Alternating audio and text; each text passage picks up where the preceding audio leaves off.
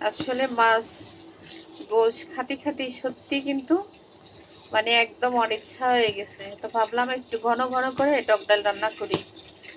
তাই এখানে ডালটা মসুর ডাল ঘুটে হলুদ দিয়ে টমেটো দিয়ে জাল করে নিচ্ছি, তারপরে ধনেপাতা দেব আর হচ্ছে ডাল তেলে দেব।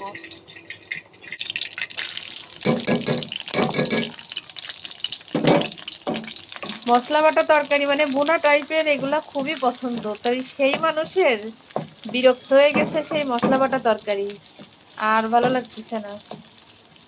এখন মনে হচ্ছে যে ডাল আলু ভর্তা এগুলা কিছু একটা খেতে, কিন্তু আলু ভর্তা দিইনি, গোশ আছে, গোশের সাথেই ডাল দিয়ে খাবো এটা চিন্তা করেছি। কোনো কিছুই ভালো লাগতেছে না, আর ভর্তা খাতে মন চাচ্ছে। শুকনো মাছ তো শেষ হয়ে গেছে, আলু ভর্তা না মানে শুটকি মাছ ভর্তা বেগুন ভর্তা এগুলো খেতে মন চাচ্ছে। এগুলো সব গুটে দেবো, একদম জাল হোক, ডালে যত জাল হবে তত কিন্তু ডালে স্বাদ বেশি লাগে। এই ধনে পাতাগুলা ডালে দেব, কুচি করে রেখে দিচ্ছি ডালের ভিতরে দেওয়ার জন্য। এগুলো সব একদম ঘুটে মিহি করে দেব সাথে। দেখি দোকানদার তো বললো না কি এই টমেটো টক আছে, কেমন টক।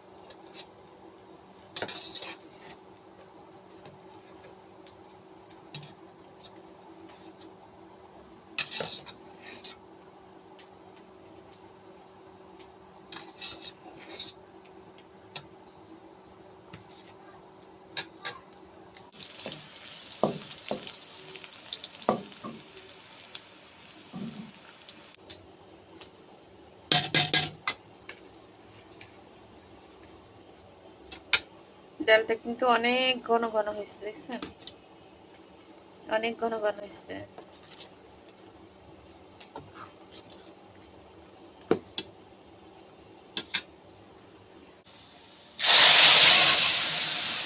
এবারে এগুলো সুন্দর করে ঘুটে দেবো আমি।